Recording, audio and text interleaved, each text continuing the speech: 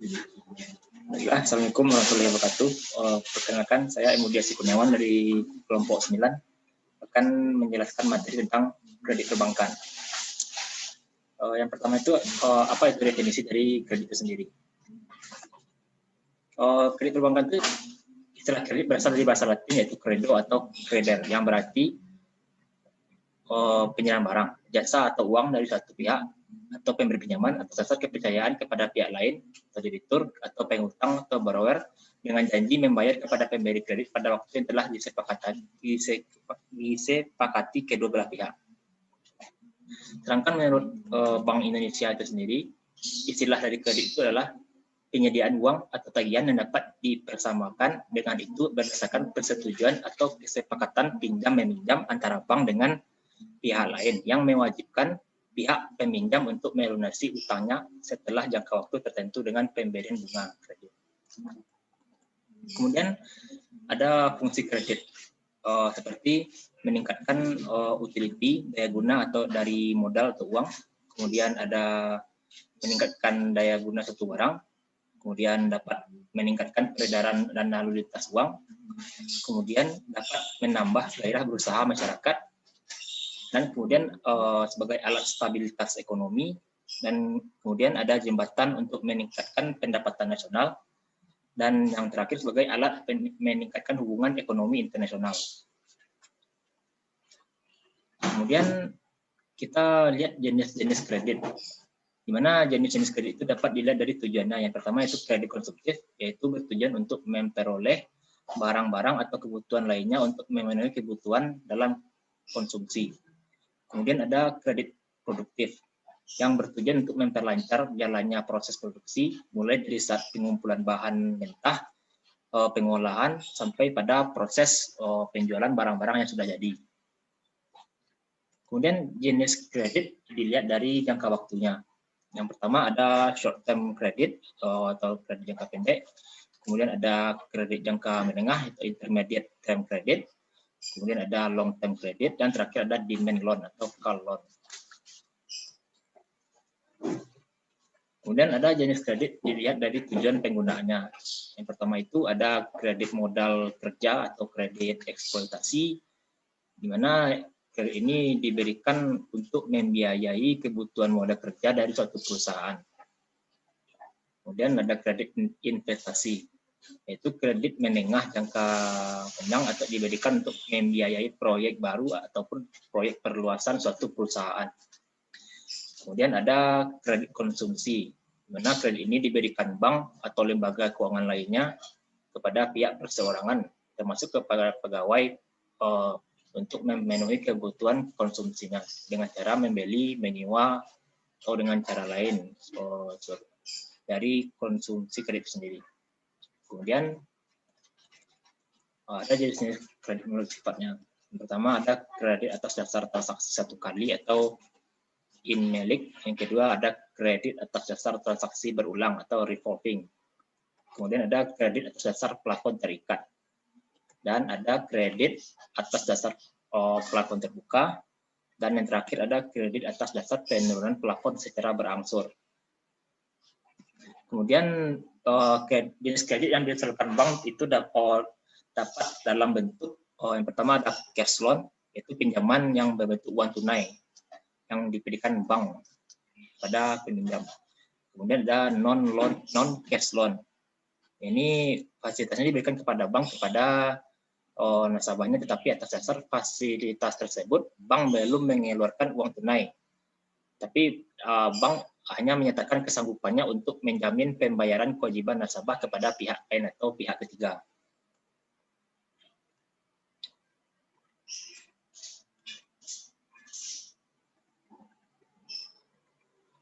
Kemudian apa keunggulan dan kelemahan kredit perbankan itu sendiri bagi perusahaan? Nah, dapat kita ketahui di sini kelebihannya yang pertama itu dari kredit yang diberikan bank pada perusahaannya dapat menjadi plafon kredit yang tinggi atau tergantung jaminannya. Kemudian bunga kredit itu relatif rendah dan kompetitif. Kemudian ada banyak pilihan produk atau fasilitas kredit yang diberikan. Kemudian risikonya minim karena diawasi ketat oleh pemerintah. Dan jangka waktu kredit itu sendiri cukup fleksibel dan dilindungi asuransi. Kemudian kekurangannya seperti banyak syarat yang harus dipenuhi oleh perusahaan, seperti melengkapi dokumen. Kemudian ada riwayat kredit pasti diperiksa oleh seperti BI checking. Kemudian proses pengajuan dan persetujuan agak lama. Dan biasanya bank hanya mensyaratkan kartu kredit, kemudian pagu kredit relatif jauh di bawah nilai agunan. Dan penalti atas pelunasan dipercepat atau dalam jangka waktu kredit tertentu. Baiklah, itu yang materi yang saya jelaskan. Kemudian untuk materi berikutnya akan dijelaskan oleh rekan saya berikutnya. Sekian, terima kasih. Assalamualaikum warahmatullahi wabarakatuh.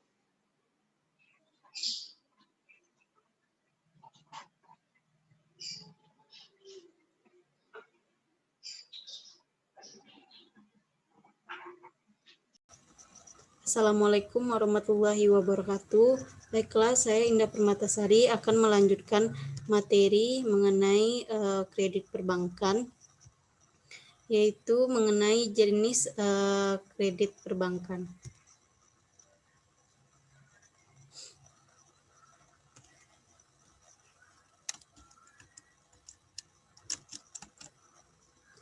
Kredit di perbankan jenisnya yaitu dilihat dari tujuan. Yang pertama, kredit konsumtif, kredit yang bertujuan untuk memperoleh barang-barang atau kebutuhan lainnya guna memenuhi kebutuhan dalam konsumsi.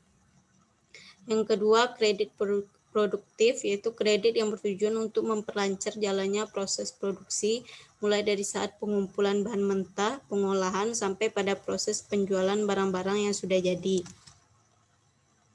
Selanjutnya, jenis kredit dilihat dari jangka waktu.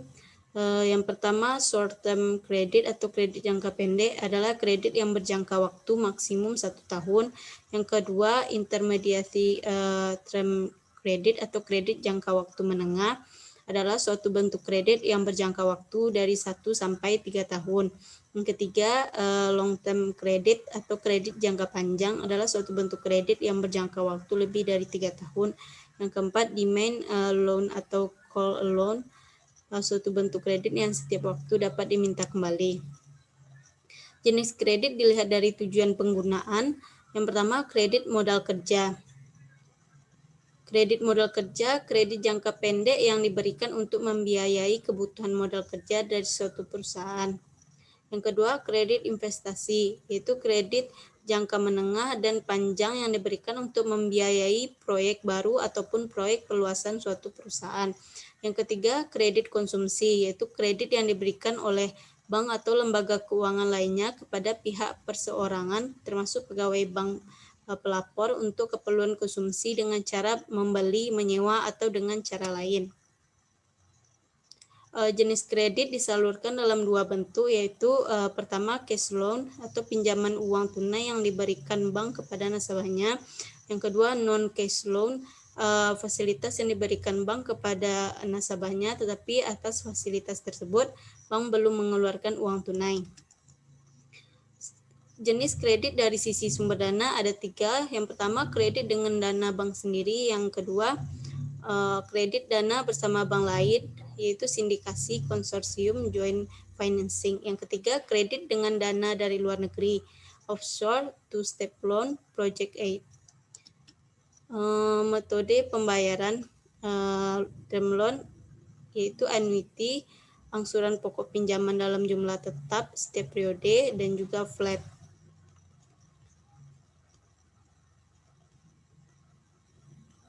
Kita akan melihat simulasi kredit bunga anuitas.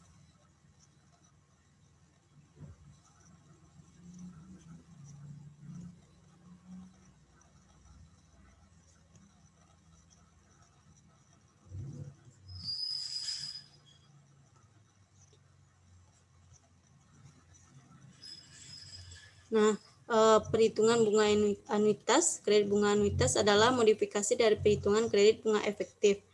Modifikasi ini dilakukan untuk mempermudah nasabah dalam membayar per bulannya karena angsuran tiap bulannya sama.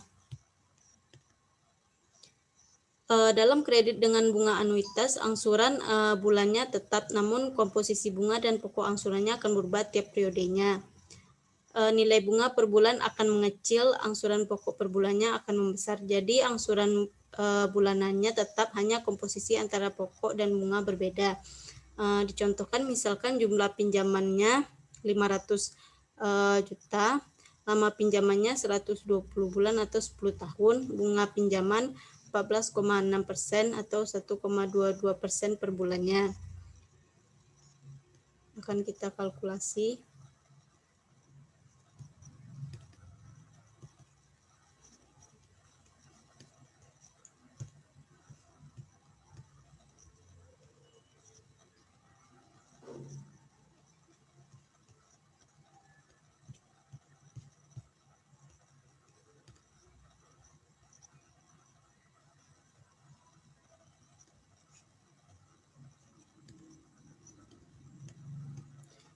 Ini kalkulasi dari bunga anuitas tadi.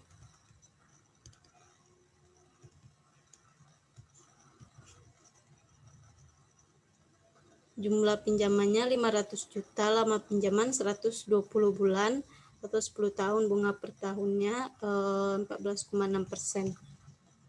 Jadi angsuran per bulannya 7.944.710,53. Berarti ini total angsuran untuk berarti untuk pembayaran pertama sisa angsurannya 498 juta lagi. Selanjutnya kita masuk ke simulasi. Ini bentuk simulasi kredit bunga anuitasnya. Selanjutnya kita masuk ke simulasi kredit bunga flat. Suku bunga flat adalah perhitungan bunga yang paling mudah tiap bulannya, angsurannya itu sama. Bunganya sama, cicilan pokoknya sama. Biasanya perhitungan bunga ini dipakai pada kredit tanpa agunan. Langsung saja, ini contohnya jumlah pinjaman 50 juta, lama pinjaman 10 bulan, bunga pinjamannya 13,84% per tahun. Jadi akan kita kalkulasi terlebih dahulu.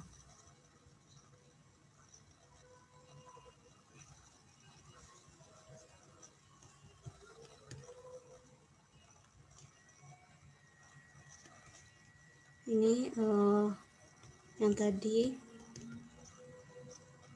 berarti angsuran pokok per bulannya 5 juta, angsuran per bulan 500.000 dijumlahkan menjadi 5.576.666. Ini tabel angsurannya.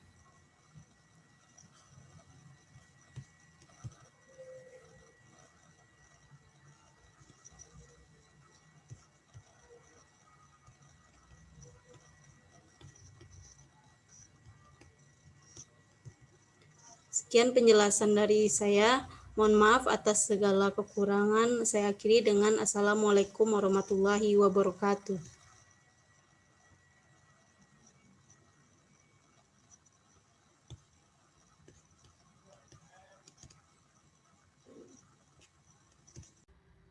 Assalamualaikum warahmatullahi wabarakatuh. Perkenalkan, nama saya Nadia Novilasari dari kelompok 9. Di sini saya akan menjelaskan tentang kredit perbankan yang telah terlebih dahulu dijelaskan oleh teman saya. Di sini saya akan melanjutkan tentang fungsi kredit. Fungsi kredit dari manfaat yang nyata dan juga manfaat yang diharapkan, maka kredit dalam kehidupan perekonomian dan perdagangan memiliki fungsi yang pertama yaitu meningkatkan daya guna uang. ketiga, meningkatkan peredaran dan lalu lintas uang. Yang keempat, merupakan salah satu alat stabilitas perekonomian. Yang kelima, meningkatkan hubungan internasional. Yang keenam, meningkatkan daya guna dan juga peredaran barang. Yang ketujuh, meningkatkan pemerataan pendapatan. Yang kedelapan, sebagai motivator dan dinamisator kegiatan perdagangan dan perekonomian. Yang kesembilan, memperbesar modal dari perusahaan. Yang kesepuluh, dapat meningkatkan IPC atau income per kapita masyarakat. Kemudian yang terakhir, mengubah cara berpikir dan tindakan masyarakat agar bernilai ekonomis. Dari fungsi di atas, kredit dapat memenuhi fungsi-fungsinya jika secara sosial ekonomis, baik bagi debitur, kreditur, atau masyarakat membawa pengaruh yang lebih baik. Kemudian kita masuk kepada slide kedua, yaitu unsur-unsur kredit.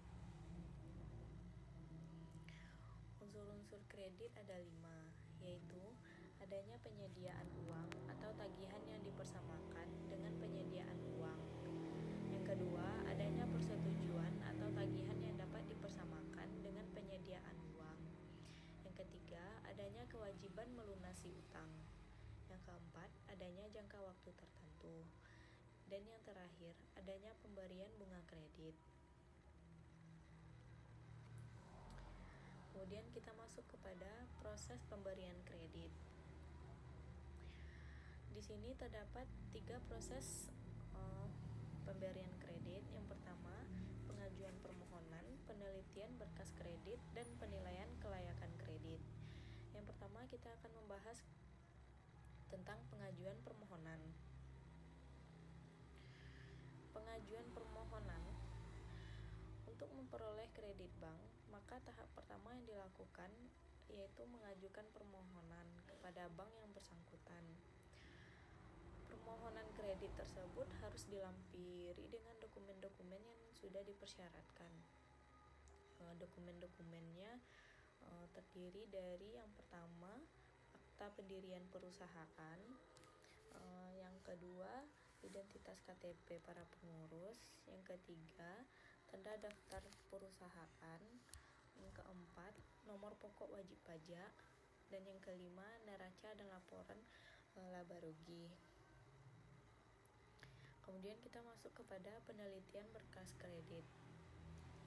Setelah permohonan pengajuan kredit tadi, kita masuk kepada penelitian berkas kredit yang diterima oleh bank, maka bank akan melakukan penelitian secara mendalam dan mendetail terhadap berkas aplikasi kredit yang sudah diajukan tadi. Syarat, maka bank akan melakukan tahap selanjutnya, yaitu penilaian kelayakan kredit. Tahap penelitian kelayakan kredit banyak aspek yang akan dinilai, yaitu yang pertama, aspek hukum. Yang dimaksud dengan aspek hukum di sini adalah penilaian terhadap keaslian dan keabsahan dokumen-dokumen yang diajukan oleh pemohon kredit. Penilaian terhadap dokumen tersebut dilakukan oleh pejabat atau lembaga-lembaga yang berwenang. Kemudian aspek pasar dan pemasaran. Pada aspek ini yang akan dinilai yaitu prospek usaha yang dijalankan oleh pemohon kredit untuk masa sekarang dan masa yang akan datang. Kemudian aspek keuangan. Dalam aspek ini yang akan dinilai dengan menggunakan analisis keuangan, yaitu aspek keuangan perusahaan yang dilihat dari laporan keuangan yang termuat dalam neraca dan laporan laba rugi yang dilampirkan dalam aplikasi kredit tersebut. Yang keempat, aspek teknis atau operasional. Selain aspek-aspek yang telah dikemukakan tadi, aspek lain yang dilakukan yaitu aspek teknis dari perusahaan yang mengajukan aplikasi kredit. Kemudian aspek manajemen. Aspek manajemen ini berguna untuk menilai pengalaman dari perusahaan yang memohon kredit dalam mengelola kegiatan usahanya, termasuk sumber daya manusia yang mendukung kegiatan usaha tersebut. Kemudian aspek sosial ekonomi. Aspek ini berguna untuk melakukan penilaian terhadap dampak dari kegiatan usaha yang dijalankan oleh perusahaan yang memohon kredit, khususnya bagi masyarakat. Kemudian yang terakhir yaitu aspek AMDAL. Penilaian terhadap aspek AMDAL ini sangat penting karena merupakan salah satu persyaratan pokok untuk dapat beroperasinya suatu perusahaan.